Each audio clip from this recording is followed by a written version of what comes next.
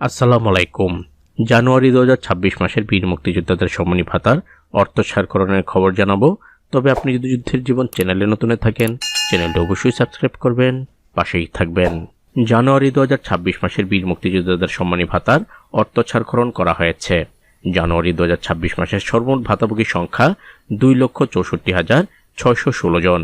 এই 2,64,616 জন ভাতাভোগীর অনুকূলে সর্বমোট বরাদ্দ রাখা হয়েছে 392,53,83,362 টাকা।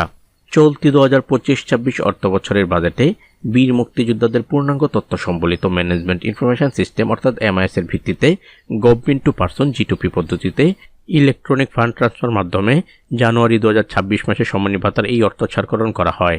সর্বমোট 552টি উপজেলার মধ্যে এই অর্থ ছাড়করণ করা হয়েছে। তবে বীর মুক্তিযোদ্ধা সম্মানী ভাতা বিতরণ আদেশ 2020 অনুযায়ী এ সম্মানী ভাতা প্রদান করা হচ্ছে বিধায় বাংলাদেশ মুক্তিযোদ্ধা কল্যাণ ট্রাস্টের আওতাধীন শহীদ যুদ্ধাহত খেতাপ্রাপ্ত বীর মুক্তিযোদ্ধাগণ এ বরাদ্দপত্রের আওতায় প্রদত্ত ভাতা প্রাপ্য হবেন না। তাদের ইতিমধ্যে অর্থ ছাড়করণ করা হয়েছে। সেই খবরটিও আমি এই চ্যানেলের মাধ্যমে পূর্বেই আপনাদের জানিয়েছি।